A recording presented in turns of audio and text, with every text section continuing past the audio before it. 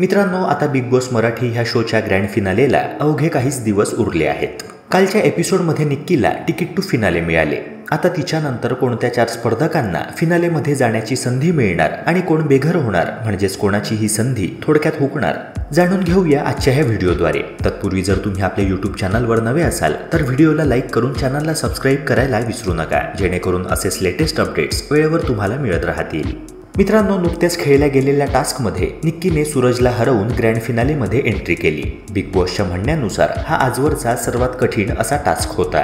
आता मित्रांनो, latest opening voting ट्रेंडचे results पुढे आले आहेत, ज्यात सूरज चौहान पहिल्या क्रमांकावर, अभिजित दुसऱ्या क्रमांकावर, डीपी दादा क्रमांक 3 वर, अंकिता क्रमांक 4 वर, जान्हवी क्रमांक 5 वर आणि वर्षाताई शेवटच्या क्रमांकावर आहेत. मात्र क्रमांक 3, 4 आणि 5 म्हणजेच डीपी दादा, अंकिता आणि जान्हवी यांच्या मतांमध्ये फारसा फरक नाहीये. तेव्हा मिडवीक एविक्शनद्वारे वर्षाताईंसोबत ह्या तिघांपैकी कोणत्याही एका स्पर्धकाला घर सोडावे लागू शकते.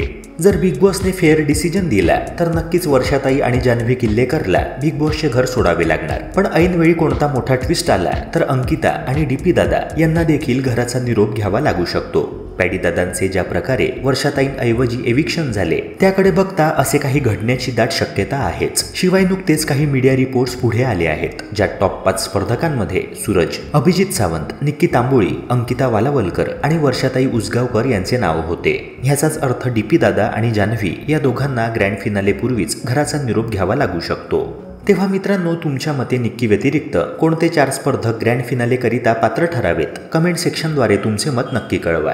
तसेच या व्हिडिओला लाईक करून चॅनलला सबस्क्राईब करायला विसरू नका. भेटूया पुन्हा एका नव्या व्हिडिओसह. जय हिंद, जय महाराष्ट्र.